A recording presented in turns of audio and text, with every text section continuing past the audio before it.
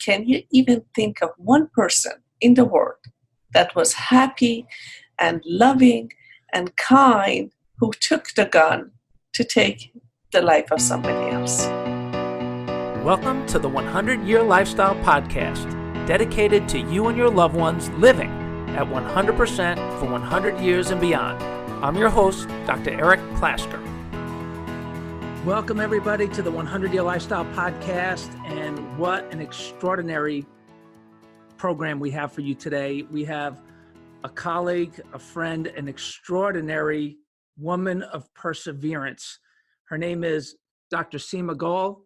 She wrote the book, Fleeing the Hijab, a Jewish woman's escape from Iran, and she's going to share her story. Hi, Sima.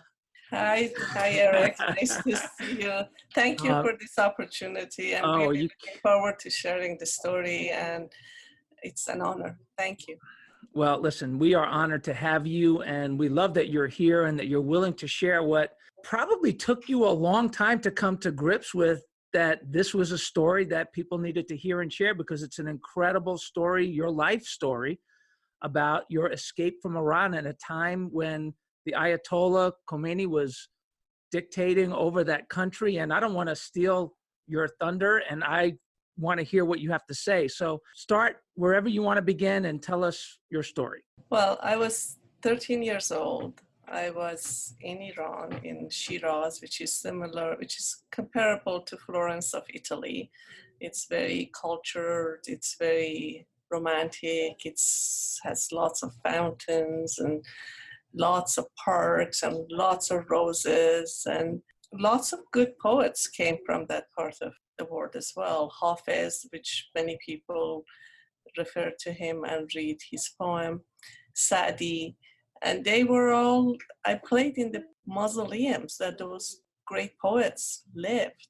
Life was good. I mean, my ancestors lived in Iran for as long as all of them or any of them remembered. We were under the rule of Shah in 1978, and there was a lot of upheaval in Iran, and there were lots of demonstration. People demanded more freedom, and Shah, with his iron fist, did not give to we did have freedom in a way that Iran at the time was like Paris of Middle East. Women drove. We had freedom to wear our hair loose on our shoulder. We were following the Elvis Presley, and the females part of the population were able to go to university.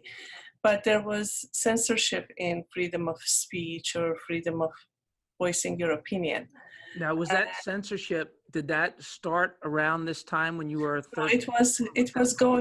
It was going on for a long time, but there was a lot of upheaval in the streets in the different parts of Iran. A lot of people were demanding more freedom. And along the way, there were intellectuals, there were Hezbollah supporters, there were lots of different sects that were demonstrating in the streets in Iran. And it came to a point in August 18, 1978, that I was sitting in my garden, and it was in the afternoon, and I listened to the news, and it said 400 people in the southern Iran city of Abadan went to a movie theater, and Islamic supporters, they barred the doors. Nobody left there. Nobody could leave there, and they turned to ashes. And they turned to ashes, you said? Yeah, they burned up the entire, all 400 people. So that was really what it sank in my gut. Like, who would do such a thing? Why would anybody do such an act of terror? And nobody knew what was going on. Later on, the Islamic supporters took responsibility for this. And I thought, if they come for those people, what stops them to come for anybody else? And there was no free press, there was no internet, there was nowhere to get the answer. And this kept on going even in the city of Shiraz, where I was from. They were burning the homes of Baha'is. Baha'is are the sect that came after the Islam. Shia is a part of Islam, but they believe that their prophet already is here, and there is a lot of tension between the two sects of the Baha'i and the Shia Muslim in Iran. So this was much closer to home. This was much closer to home. And at the time I was going to private school for only girls that were majority were Muslims, and there were also Jews and Baha'is and Christians all going to the same school. And one of my friends who was a Baha'i, she was distraught because they were burning the homes of their neighborhood. So I said, come outside, we're going to play volleyball together. And we did. And as we were playing, some other girl student who used to be my friend shouted to her, too bad they didn't burn your house. They should have burned your house too. And that didn't sit well with me. So I had already researched what the name of their prophet means. And I said, your prophet is Muhammad. Do you know what his name means?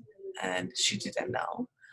And she started running toward the principal's office. I said, it means peace and tolerance. Where is peace and tolerance in burning the homes of innocent people? I got suspended from school for 3 days, and she did not get reprimanded. And that was the beginning of the end for me in Iran. And so I don't understand why you got suspended. In a country that bullies rule, bully rules. Because I was a minority and I challenged the majority, and I was disrespectful according to their belief system, even though I stood up for my friend. That bully became very influential in the government, and she made sure that I wouldn't be registered at the high school that I wanted to go, and transferred our file to another school later on. I was body search every day that I went to that school. I don't want to spoil the story for those people who want to read it, but that was terrible insult in every way to our freedom. At what point did you realize that maybe your life was in jeopardy? At that point, when I was turning to the other. Because of physical. Every way. We had every single person that I have told the story to since I arrived to Canada, they said, there is no way that they forced you to wear hijab. I said, yes, they did. Every woman, regardless of their religion, regardless of their background, regardless of their belief system, had to wear the hijab. It is compulsory for everybody in that country, even to this very date. If somebody, I read in the news recently that somebody who left their head covering, they get lashes, they get sent to prison for who knows how many years. That's what bothers me. What bothers me even more is that I was shouting on the street, long live freedom, next to these people. And I thought, it's okay, we're going to sort our difference after everything's settled. But it's a warning to those people who now lend their voices to the ideologies and people that they cannot live under their ruling, even for a minute, let alone for a lifetime. So really, that's one lesson that I can share, and that I really believe was the wisdom that I have gained from this experience. Be careful who you let your voice to, and be careful where you put your energy in, you put your energy in. That's why this one-year lifestyle that you have put so much work to really bring to the world makes such a big impact that we have choices to make. And really, at the end of the day, the choices we make doesn't just impact us, it impacts the whole group of people that we are associated with, and we can even take it further. It takes care of, makes the world a better place. And I was telling my patients the other day, in a way, chiropractic adjustment contributes to the word peace. And I said, you think this is very far-fetched?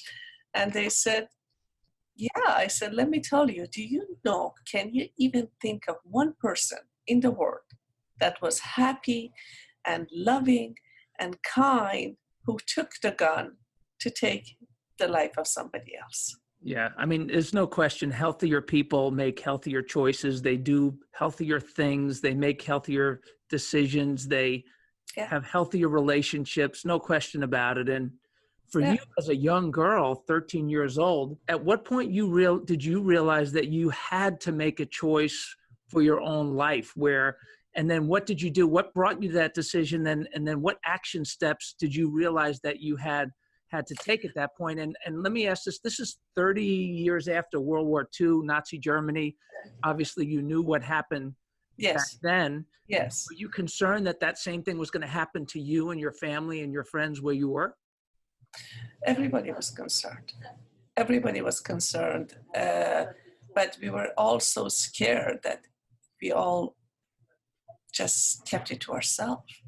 You know, you didn't want to share the fear because you thought if you share it, it's contagious. Everybody would get it, but we were all having the fear. One of my best friend who was sent to the other school with me, she didn't come to school for a week. I knew something had happened to her because two of her sisters were executed, but I didn't call her house because I knew that that's dangerous. And it was by grace of God that somebody knocked at our door and said they want to speak privately with my mother. And after she left, my mother said, "Your name is on the blacklist and you have to leave the house. And I don't want to know where you are to protect you and protect myself."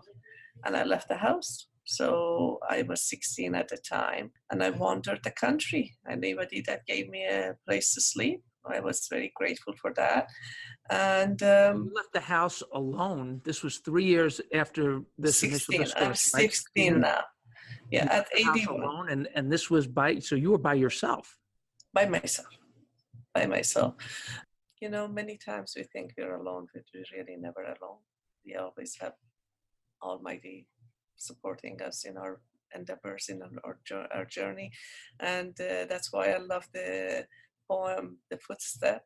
You know, when somebody asks God, what's going on? Whenever I was alone, when I've had all my challenges, I only see one set of footprint, and he says, those are the ones, my dear, that I was carrying you. That's my footprint. I had to go back home, and my mother, who really was the heroine in my life, came to me after 6 months of being under the house arrest myself and not leaving the house. She says, this is not the life you're living. You might as well be dead, because there was nothing. I couldn't go out. I couldn't go to school. I couldn't listen to music. I couldn't be with my friends. I was breathing, but I was not living. And she's asked me would I be willing to leave Iran? Now, I couldn't get a passport. I couldn't get an airplane. Somebody was telling me, did you bring all these things from Iran? I said, I left just like this. I left with the clothes on my back. That's how I left Iran. There was nothing, not even a bottle of water, not even a sandwich, nothing. 16-year-olds in Now I'm Montreal, 70. where you live, and 17-year-olds in the United States of America and everywhere else. I hope they get to listen to this, because there's a lot of them, they feel like life has been hard on them and I know. their phone doesn't work all the time, or they're static on the line. What am I going to do? Or my games are not working properly. I mean, Yeah. you were a 17-year-old girl going through this experience. Yeah. That's why I got to pack from Shiraz. We went to Zahedan. My mother took me there. And then she gave me to the hand of the smugglers. And the smugglers promised that it's a 20-minute walk. It ended up being 20-hour ordeal. As we were leaving Iran, the Afghanis were coming to Iran to support the Iranian government, the Islamic government. So if they would have seen us, they would have taken us as trophy back to Iran. And there were a few scared like that at night. And then as soon as we got to the border, 20 hours later, the smugglers wanted to get paid. And my mother told me, under no circumstances you're going to give any money to anybody till you're in a safe place. And that night, as I was crossing the desert, and there was like I was wearing a soccer cleat. My mother thought that soccer cleat would preserve me from digging deep to the sand and it won't be so heavy.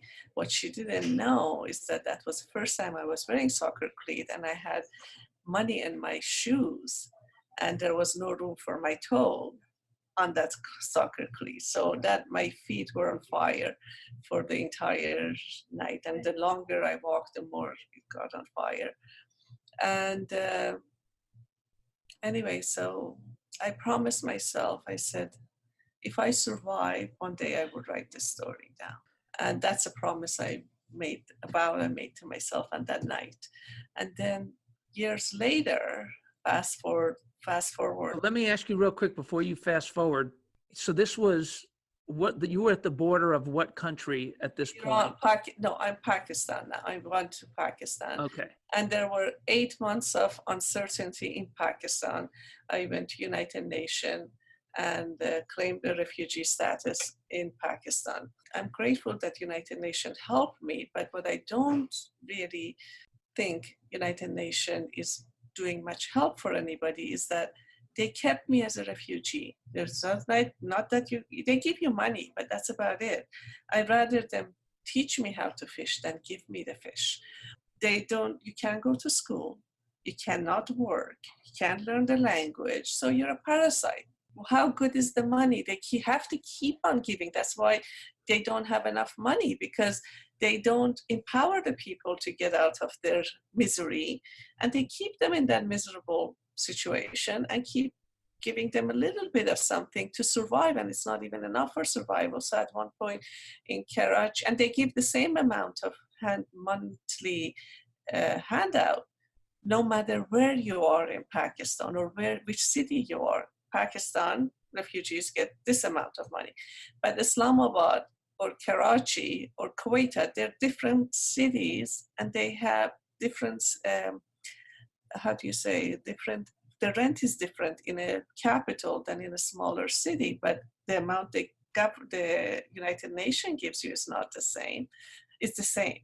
So we had a hunger strike in Karachi, United Nations, which didn't lead to much. But that was when I decided that the best way is to just get out. Now we had a dilemma that there is no passport and there is no way to get to any decent country illegally. But by grace of God, we ended up here. And in Montreal. And even to this very day, traveling, as much as I like traveling, I don't like traveling because it brings old memories. So there's certain things that really gets deep into your psyche and it stays there, and it takes work, and I have worked on me, but it's a work in progress. Well, to me, you're amazing to go through this at such a young age. And how long was in your book, you have a map that shows your journey, and it's on a page of a 9x7 book. Mm-hmm. And it's a small page, but it looks like a very long journey. It was long. How long? How long? Well, from my city of Shiraz to Zahedan, that was about 10-15 hours of driving. And then we were also Pakistan for many months. And then after that, eventually I got to Canada, but it took time. And time, how long? From beginning to the end, about a year. A year. Yeah, about 8 months to a year. Yeah. So preparation along the way, what is common in people's journey, certainly this journey, extraordinary in what you went through, much different than most people today who are trying to find their way in this life to live, as we call it, to their potential, their ideal 100-year lifestyle, to optimize their longevity, their talents, gifts in the world, and be happy, find peace. Many people go through times where they go through the worst times. They think they'll never get through it. And then they also will occasionally get this spirit voice of hope or stranger that just changes them and gives them hope for the future. Was there one thing that happened that was the worst of the worst, and then one angel that came to you? What were two of those things maybe? Many angels. And I say, you know what? Every single step, whomever I needed, came right at the right time, at the right place, in the right form, and gave me, like God handed me what I needed. One of them was the night we were crossing in the car. The car broke down a few times. The smugglers didn't want to take us across, and pleaded with them and all of that. And we were in the car driving, and the Pakistani police officer stopped the car and asked us to leave the car. Said, what are you doing? Are you on your own? They changed our outfits to wear the Pakistani outfit. And they asked us he asked if we are on our own volition with them. And we said, yes. Anyway, long story short, we gave him all the money that we owed to the smugglers, we gave to this police officer. So if they would not deliver us properly to Pakistan, the police officer would come and haunt them, and they won't have their money. So they put their best behavior after that. That was one. And then in Pakistan, I mean, strangers that I've never seen and I would never see again open their doors to me. It's just like there is a lot more goodness in the world than we give credit to. And there are people who are unfortunately are suffering and they're mean, but it's not that their nature is to be mean. It's just they're suffering and they don't know how to express love toward themselves, let alone anybody else. So that's why what the work that you do and the work that I do, it's not about just the aches and pain. It's about human potential and making the world a better place because of it. That's what it is. Well said and beautifully said. How did you find chiropractic as a career? We find so many angels in our industry, and certainly in every industry there are angels. Yeah. We'll interview lots of them in every industry as time goes on. For you, you found a chiropractor how, and what made you decide that this is something that you wanted to do? I always wanted to be in healthcare. When it was during the revolution, my father was a landowner and he also had a lot of animals. So he was staying at the farm at the time, and they Jewish, and in the city that no Jew goes to that kind of business, all of them were Muslim. And they said, why is that dirty Jew? What is that dirty Jew doing in this part of this, in the village? Anyway, they went to his barn, they opened the hole, and they were stealing his animal one by one. He heard the noise, and he ran after them, and he saved his animal, but they had a baton, and they hit the baton to his neck. So he was in a paralysis almost, like he was in pain for the rest of his life. And we knew that he's not feeling good. He took a lot of Valium. He put this collar on his neck that he was walking around with it all the time. He looked like he's coming from another planet. And then eventually also during the revolution, I had a lot of stress, and I'm a lefty. I had a lot of numbness and tingling pain in my arm. So eventually when I came to Canada, somebody told me to go see a chiropractor, and I did. And that took care of my arm pain. And I said, voila, it's in a healthcare, it's natural, it doesn't have any side effect. That's what I want to do. And that was the best decision I made for myself. That's beautiful. And so now you've been in practice how many years? Since 93, so it's 26 years. 26 years. Fantastic. And Sima and I met. I was one of the featured speakers at a Life Vision seminar in Montreal, and it was a great crowd, great energy, and was honored to participate in that program. And afterwards, Sima and I connected, and she shared her story with me, and I was, wow, we have to tell this story to our audience so they understand perseverance, because Sima, there are so many people where we live in a quick fix world. Everybody wants it now. If they don't yesterday, yesterday, exactly.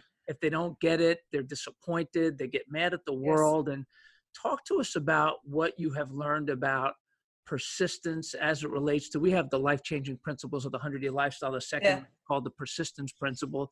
Talk to us about what persistence has meant for you in your life, getting you to this point and moving into the future.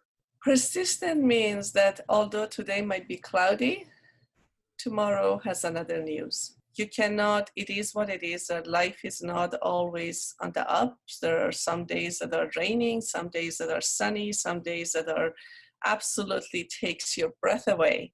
But every day is a gift. As long as you're going in the right direction, you get to where you want to go. And the reason, the way my book became a reality was that I was approached to speak, to share my story at an event in Montreal. There were over 1,000 ladies in the event. Everybody told me that I should write the story, document it. Unfortunately, our Holocaust survivors are slowly going away. And people think this is a story of these stories of Holocaust is old, but you know what? Anti-Semitism and prejudice and racism is still alive right now in front of our eyes. And unless we take steps to make our youth understand that we really all one, we're all branches of the same tree. It doesn't matter what color skin you have. It doesn't matter what religion you have. All the religions teach one basic principle: respect each other. Unfortunately, that's not being practiced by some. So I went to Google and I asked Google what it means to be writing a book, and it was supposed to be 75,000 words. And I thought in my naivete, if I write 5,000 words every week, by the end of 6 months, I'm done. And then in 6 months later, it's going to be across all the bookstores in the globe.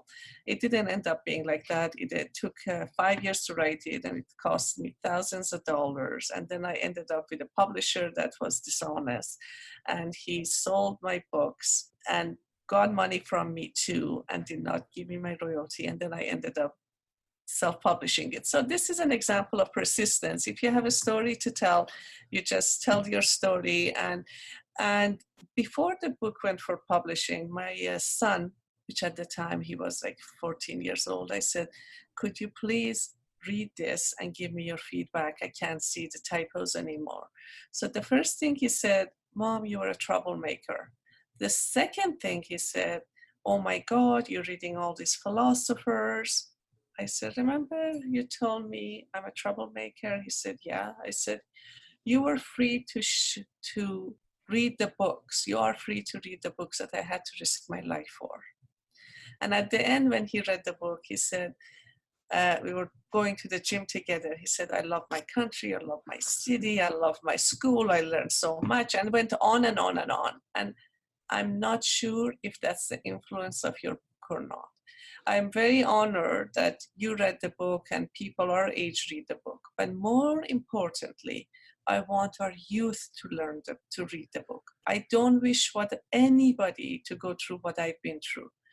But I want them to realize that their worst nightmare, most people in that side of the world would give every drop of their blood to live the worst day that our kids live in this country.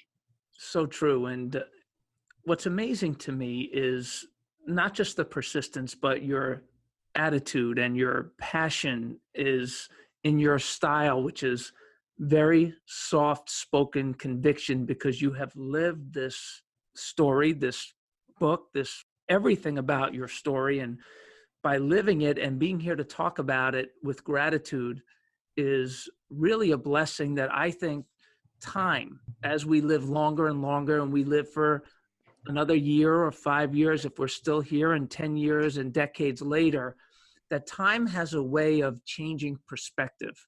Yes. How has your perspective changed with time from when you were 16, 17, 13 to now, looking back on it? I still won't do anything different. If I had to do it all over again, and I mean, some people tell me, oh, I'm so sorry you've been through all this. I didn't write the book to get sympathy. I wrote the book to say that this is the life I lived. And I'm grateful for every step of the way, because if my life didn't happen the way it did, I wouldn't be here today to speak to you. So to discuss this. So I always have this prayer, everything will always work out. And everything works out at the end. And if it's not good, it all will end well. And if it's not well, it's not the end. So that's one of the things. And that's not to say that I haven't had my share of trial and tribulation. We all have it, and that's part of the growth process. I just have to be gentler with myself, remind myself, you know what, everything will work out. It always does. Yes, it does. And your smile says a lot. I hope people are watching this on YouTube and subscribing to our YouTube, as well as listening to it on the podcast, because this will be on YouTube as well. Good. And let me ask you about your family. Your mom back in Iran, is she still with us? No, none of my parents are with us. They're in heaven watching all over us, watching over us. But did they pass because of the persecution and things? No, they left. Both of them left. But I don't want to spoil the book, because there is a bittersweet end to the book, and that's the part of the book that I still cry my head off when I read it. We all reunited, unfortunately not as a whole family ever again after that, after I left Iran. But my family is well. Everybody has followed their dream. Everybody is doing what they want to do. And I'm just so grateful to be living in Canada and to be sharing this story with you and your audience. And you know what? Let's just unite to make sure that we preserve our freedom. I say one of the most precious commodity in the world is freedom. And we need to safeguard it. And no one in the world, at no cost, my freedom should not be based on somebody else not liking my freedom. You're free to respectfully disagree, but that's about it.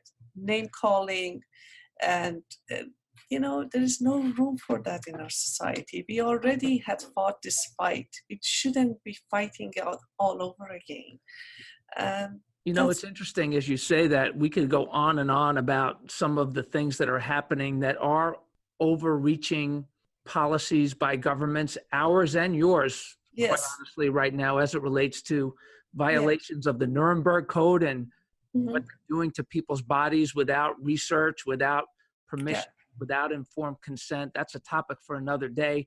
There's amazing articles on that on 100yearlifestyle.com and a lot of other places. I'm curious, we have a formula that we calculate your potential longevity. And I don't know if you have ever calculated yours or taken your Empire formula, which stands for your minimum potential years remaining, which is a calculation where you take the oldest grandparent in your family that ever lived in your family history. They didn't live long. Well, that's what I was curious about, because mine either. My grandparents lived to be in their mid-70s. My dad's 78.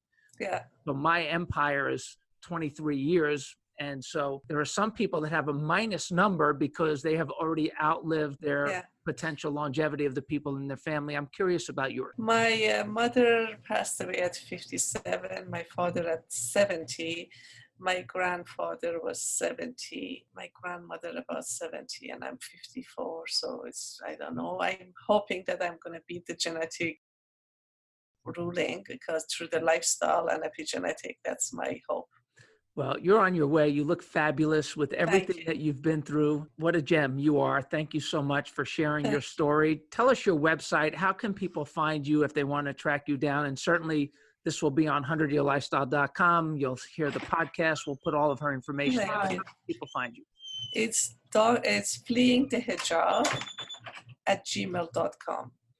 Fleeing the Hijab, and I'm going to show it right here, right now. Yes. So here's the book cover. Fleeing the Hijab at gmail.com. I have written enormous amount of article on different political positioning, and you can always reach me, and I love to share my story with larger audience.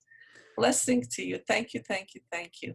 Well, thank you so much, and for being here and for just being a part of our great profession, being willing to share your story. Everybody, come on. If Sima can do it, persistence, living her ideal 100-year lifestyle now, overcoming all of those challenges in her life. You can too.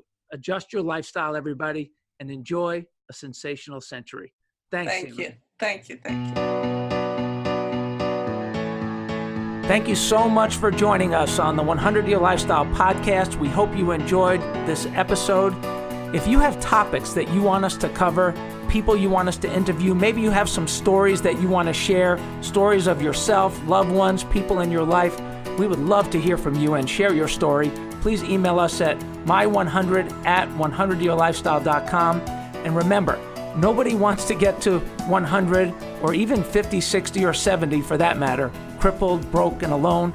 So please share the 100-Year Lifestyle, all of our podcasts, social media pages, website with your family, friends, and coworkers so they can take this journey with you. And until next time, adjust your lifestyle. Live your best life today and every day on the road to a sensational century.